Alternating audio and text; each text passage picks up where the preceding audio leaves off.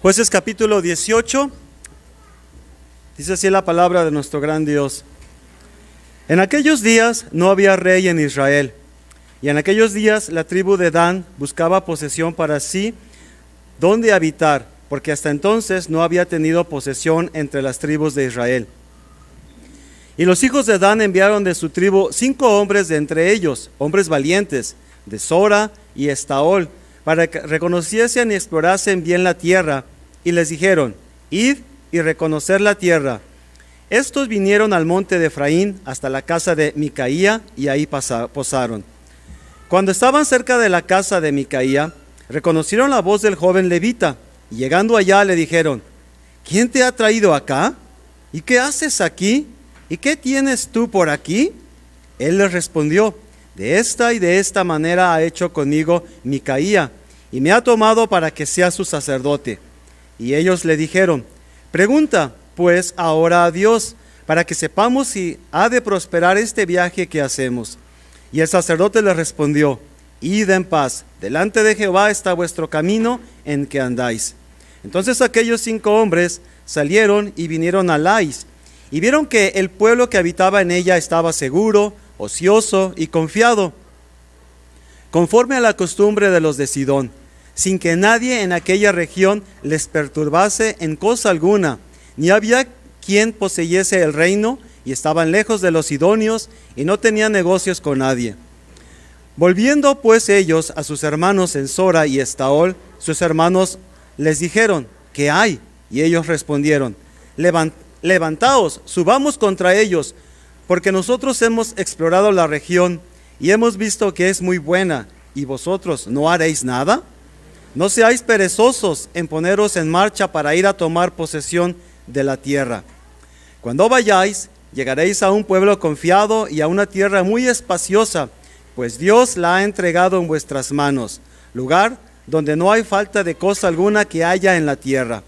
Entonces salieron de allí, de Sora y de Estaol, 600 hombres de la familia de Dan, armados de armas de guerra. Fueron y acamparon en Kiriat Jearim, en Judá, por lo cual llamaron a aquel lugar el campamento de Dan hasta hoy. Está al occidente de Kiriat Jearim. Y de allí pasaron al monte de Efraín y vinieron hasta la casa de Micaía. Entonces aquellos 5 hombres que habían ido a reconocer la tierra de Lais dijeron a sus hermanos: ¿no sabéis que en estas casas hay efod y terafines, y una imagen de talla y una de fundición? Mirad, por tanto, lo que habéis de hacer. Cuando llegaron allá, vinieron a la casa del joven levita, en casa de Micaía, y le preguntaron cómo estaba. Y los 600 hombres que eran de los hijos de Dan estaban armados de sus armas de guerra a la entrada de la puerta. Y subiendo los 5 hombres que había ido a reconocer la tierra, entraron allá y tomaron la imagen de talla, el efod, los terafines y la imagen de fundición. Mientras estaba el sacerdote a la entrada de la puerta con los 600 hombres armados de armas de guerra.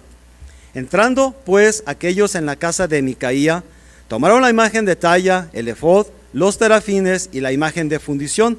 Y el sacerdote les dijo: ¿qué hacéis vosotros? Y ellos le respondieron: calla, pon la mano sobre tu boca y vete con nosotros, para que seas nuestro padre y sacerdote. Es mejor que seas tú sacerdote en casa de un solo hombre, que de una tribu y familia de Israel. Y se alegró el corazón del sacerdote, el cual tomó el efod y los terafines y la imagen, y se fue en medio del pueblo. Y ellos se volvieron y partieron y pusieron los niños, el ganado y el bagaje por delante. Cuando ya se habían alejado de la casa de Micaía, los hombres que habitaban en las casas cercanas a la casa de Micaía se juntaron y siguieron a los hijos de Dan. Y dando voces a los hijos de Dan, estos volvieron su rostro y dijeron a Micaía: ¿qué tienes? ¿Que has juntado gente? Él respondió: tomasteis mis dioses que hice, y al sacerdote, y os vais. ¿Qué más me queda? ¿Por qué pues me decís qué tienes? Y los hijos de Dan le dijeron: no des voces tras nosotros, no sea que los de ánimo colérico os acometan, y pierdas también tu vida y la vida de los tuyos. Y prosiguieron los hijos de Dan su camino, y Micaía, viendo que eran más fuertes que él, volvió y regresó a su casa. Y ellos, Llevando las cosas que había hecho Micaía, juntamente con el sacerdote que tenía, llegaron a Lais, el pueblo tranquilo y confiado, y lo hirieron a filo de espada y quemaron la ciudad. Y no hubo quien los defendiese, porque estaba lejos de Sidón y no tenía negocios con nadie. Y la ciudad estaba en el valle que hay junto a Bet-Rehob. Luego reedificaron la ciudad y habitaron en ella. Llamaron el nombre de aquella ciudad Dan, conforme al nombre de Dan, su padre, hijo de Israel, bien que antes se llamaba la ciudad Lais. Y los hijos de Dan levantaron para sí la imagen de talla, y Jonatán, hijo de Gersón, hijo de Moisés, él y sus hijos fueron sacerdotes en la tribu de Dan hasta el día del cautiverio de la tierra. Así estuvieron levantadas entre ellos la imagen de talla que Micaía había hecho todo el tiempo que la casa de Dios estuvo en Silo. Pueden tomar sus asientos, hermanos. Meditando en este capítulo 18, hermanos, quise continuar un poco el hilo de pensamiento del capítulo 17, la semana pasada en que nuestro hermano Héctor nos compartía la meditación de ese pasaje. Él nos hablaba a través de este texto acerca de la ceguera de la falsa religión. El día de hoy, a través del capítulo 18 del libro de los Jueces, podemos seguir contemplando algo acerca de esta falsa religión, pero el día de hoy podemos enfocarnos en la incapacidad de la falsa religión, la impotencia que posee o que tiene la falsa religión, o lo que no tiene la falsa religión. Meditemos un poco primeramente en lo que está ocurriendo en este texto de las Sagradas Escrituras. Al estar contemplando el texto y tratando de digerirlo para poder encontrar el punto principal, hermanos, logré ver algo que al principio pasaba por alto. Y es que en Jueces capítulo 18, hermanos, lo que tenemos es literalmente una parodia. Una parodia de la conquista de la tierra iniciada por el propio Josué. Hay elementos en Jueces capítulo 18 que se repiten con un propósito particular. Si ustedes observan, por ejemplo, la tribu de Dan envía a algunos espías para reconocer la tierra que quieren poseer, que es exactamente lo que se hace en el libro de Josué, cuando Josué envía a esos espías para reconocer la tierra prometida, y es lo que Moisés había hecho en su momento también, para que pudieran indagar en las condiciones de aquella tierra que Dios les estaba prometiendo darles por heredad. Estos espías, se nos dice, van y reconocen el territorio, e incluso piden la aprobación divina cuando en su camino se encuentran con este levita, con este sacerdote que ministraba en casa de Micaía, según leíamos Jueces 17 la semana pasada. Ellos van y consultan a Dios a través de este hombre. Algo similar a lo que ocurre cuando en el libro de Josué el pueblo estaba a punto de poseer la tierra. Posteriormente se nos enseña que es un ejército fuerte armado quien va a llevar a cabo la conquista de esa porción de tierra. Que fue lo que hizo el pueblo de Israel cuando comenzaron el asedio, cuando comenzaron a entrar en Jericó para poseer la tierra que Dios les había jurado darles. Pero hay un detalle también. Ellos llaman o invitan a este joven sacerdote para que fuera delante de ellos, como lo hizo el pueblo de Israel cuando entraron en Jericó, quienes iban precedidos por los sacerdotes del pueblo para llevar a cabo esa conquista. Ellos estaban buscando entonces que la presencia divina estuviera a su favor y fuera la presencia divina desde su perspectiva la que les ayudase a llevar a cabo la conquista de esa tierra que para ellos parecía sumamente buena. Y al final, en Jueces 18, cuando leemos los últimos versículos, se nos dice que cuando conquistan esa tierra, los hombres de la tribu de Dan finalmente establecen un santuario y un lugar de adoración. Hay un patrón entonces que se repite, hay un ciclo que se repite a lo largo de Jueces capítulo 18. Pero como decía al principio, esto no es más que una especie de parodia.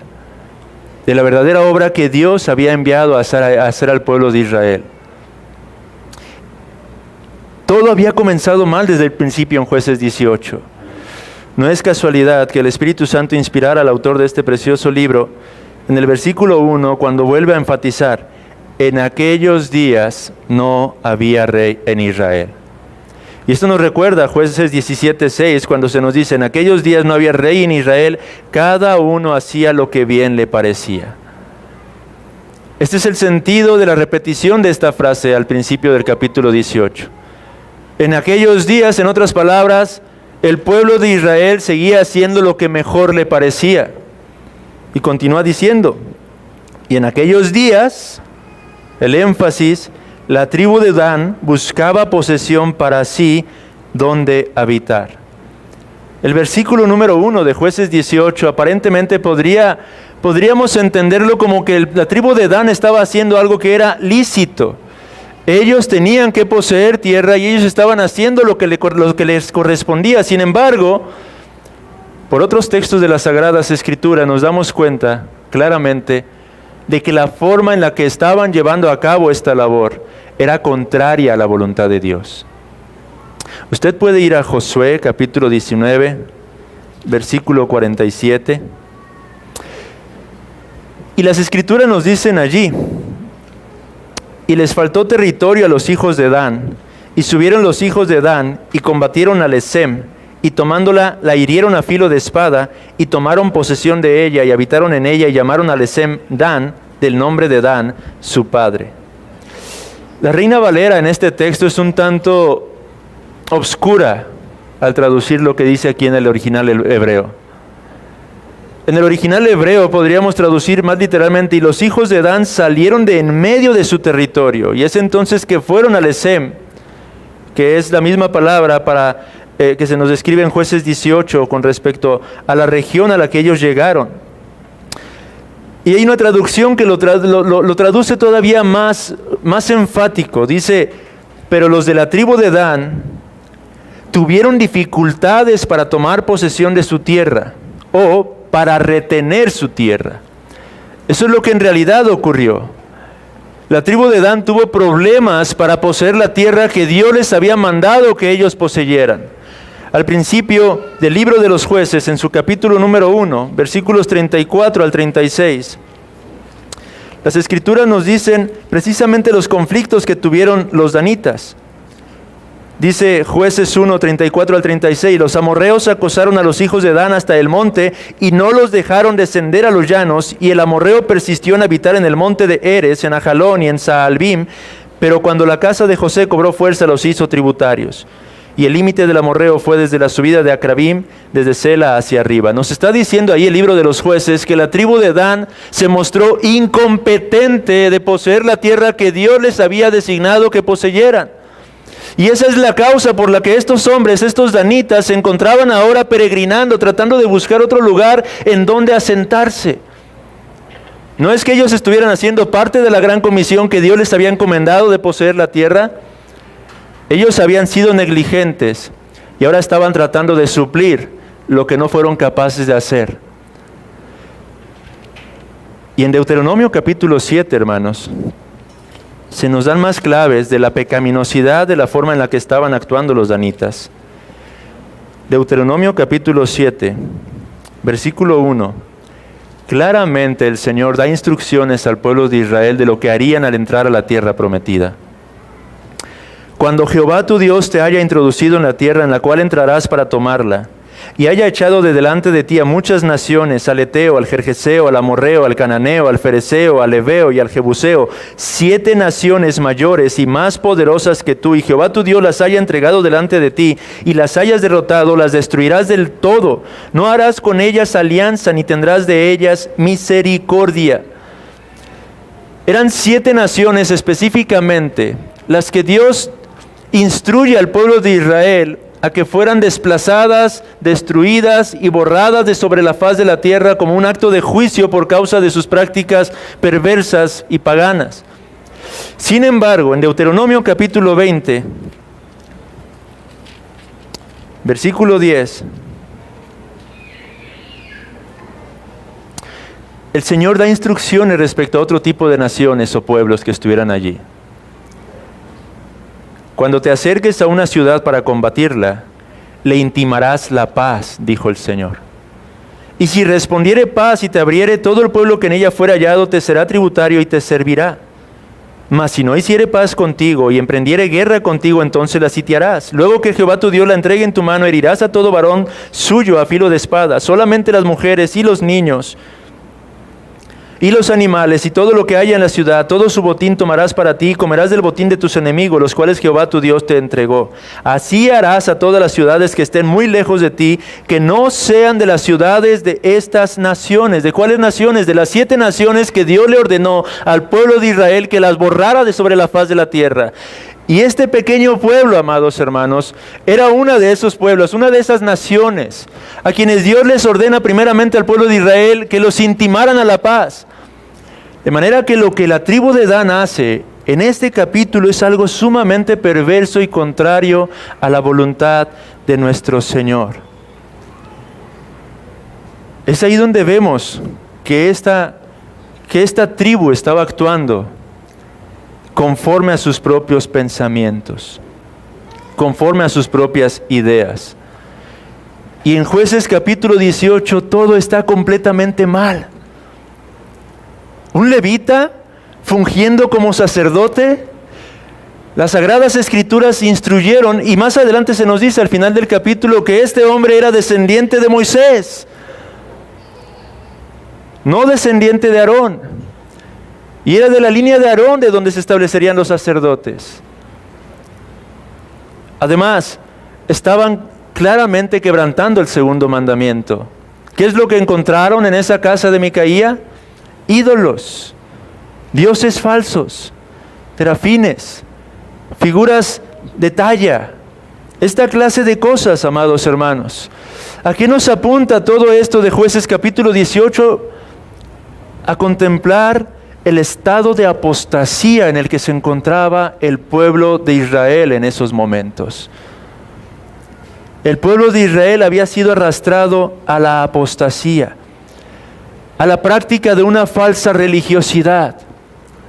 Una religiosidad que era impotente para concederle las verdaderas bendiciones prometidas u ofrecidas por Dios, amados hermanos.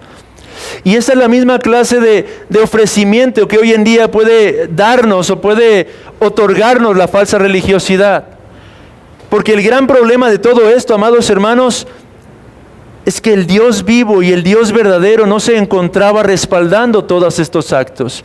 Aparentemente este tribu y este pueblo se encontraba en victoria, estaba avanzando, estaba perseverando y prosperando a través de sus acciones, hermanos, porque al final poseyeron aquella tierra, se establecieron en aquella tierra, establecieron un santuario. Desde su perspectiva estaban adorando al Dios que los había librado de manos de los egipcios.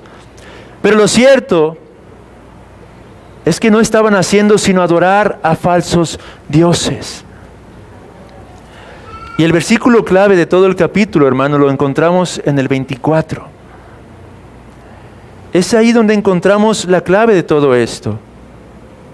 Cuando Micaía va detrás de los danitas, después de que le arrebatan a sus ídolos, después de que se llevan a su sacerdote, él va detrás de ellos. Y cuando los danitas vuelven la espalda y le preguntan, ¿qué tienes tú? ¿Qué es lo que traes con nosotros? Él responde, tomasteis mis dioses que yo hice, y al sacerdote, y os vais. ¿Qué más me queda? No sé si somos capaces, amados hermanos, amigo que estás entre nosotros, de ver lo inverosímil de estas palabras. Este hombre está suplicando, pero no es tanto la súplica en sí misma, sino la clase de dioses que está buscando recuperar. ¿Qué clase de dioses eran estos que pudieron ser robados por un pueblo? ¿Qué clase de sacerdote era este hombre que pudo ser tomado y convencido para ir y ministrar, entre comillas, a este otro pueblo? ¿Qué más me queda?, pregunta Micaía. Esa es la realidad de la falsa religión de nuestros días, hermanos. Lo he dicho en otras ocasiones, en este mismo púlpito. Solamente hay dos religiones en este mundo, hermanos. La verdadera y la falsa. La falsa tiene muchos apodos, muchos sobrenombres, pero en esencia es una misma. La religión creada por los hombres es la falsa religión, mientras que la verdadera religión es la instituida por Dios en su palabra, cuyo camino no es otro sino Cristo y este crucificado, hermanos. Y toda falsa religiosidad tiene como trasfondo o fundamento la idolatría. La idolatría. El quebrantamiento del segundo mandamiento del Decálogo es la raíz de toda religiosidad creada por hombres, hermanos.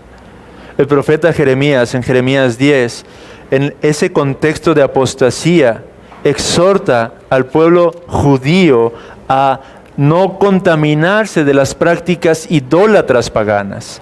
Cuando él dice, oíd la palabra que Jehová ha hablado sobre vosotros, oh casa de Israel. Así dijo Jehová, no aprendáis el camino de las naciones, ni de las señales del cielo tengáis temor, aunque las naciones las teman, porque las costumbres de los pueblos son vanidad.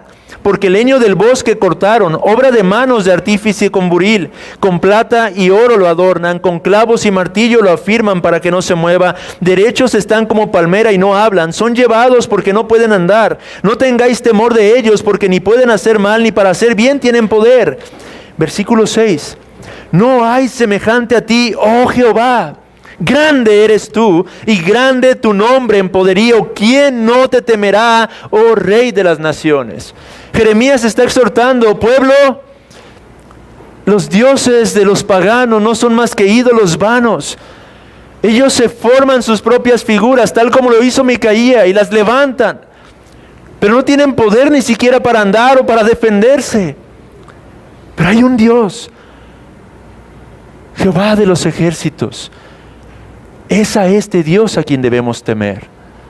Ahora, providencialmente nuestro hermano Héctor nos convocaba al día de hoy hablando acerca de la idolatría de este mundo.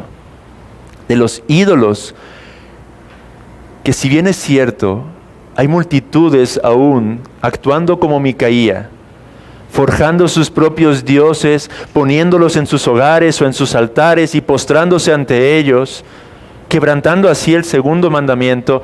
Lo cierto es que en estos días la idolatría se ha vuelto un tanto más sofisticada.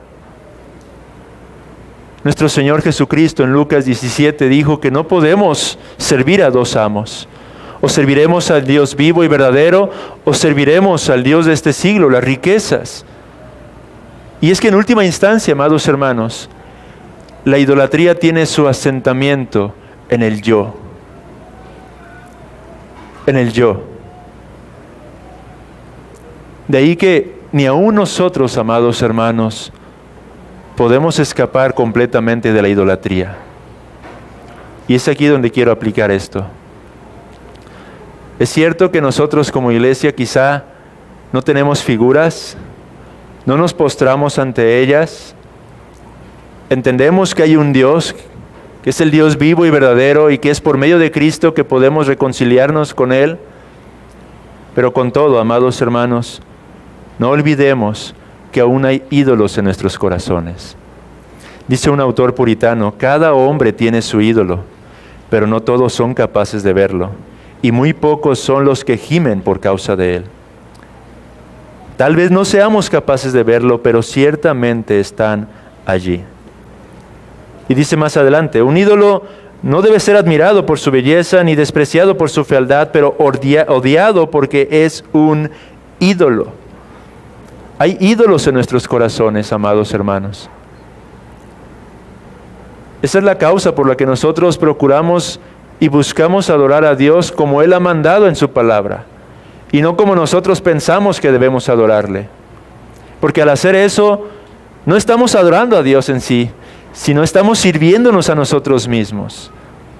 Oh, amados hermanos, la plaga de la idolatría sigue vigente en medio de nuestros corazones. Es cierto que podemos ser contaminados por causa de ese fariseísmo que lleva a los hombres a buscar esa religiosidad basada en sus buenas obras.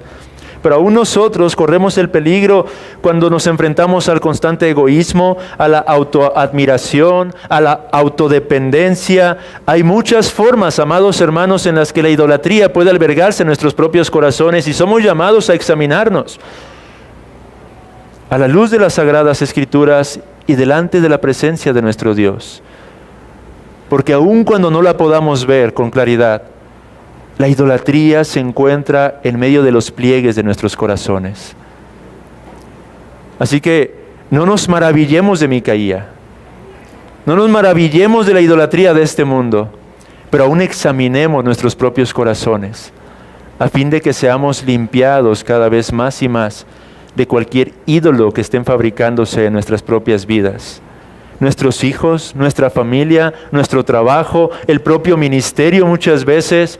Todas estas cosas pueden llegar a convertirse en ídolos, porque un ídolo, amados hermanos, es todo aquello que reemplaza u ocupa el lugar que corresponde al Dios vivo y verdadero. Así que tengamos cuidado con ello, hermanos, y seamos dirigidos a contemplar a Cristo a través de este pasaje. Porque Micaía clamó diciendo: tomasteis mis dioses que yo hice. Pero también dijo: y al sacerdote, y os vais, ¿qué más me queda? Descansemos y gocémonos, hermanos, en que nuestro sacerdote no es como este descendiente de Moisés.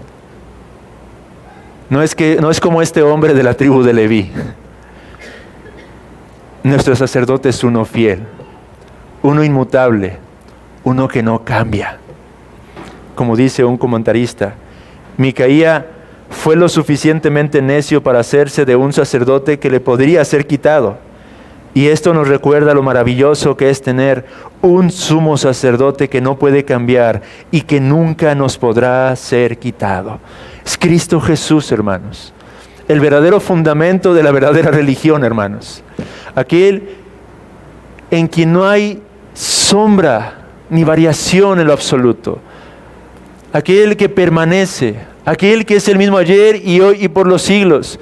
Aquel que aun cuando nosotros muchas veces nos apartamos de en pos de Él, permanece fiel. Este es nuestro gran sumo sacerdote al cual venimos a adorar, y gloria a Dios por este gran sumo sacerdote, hermanos.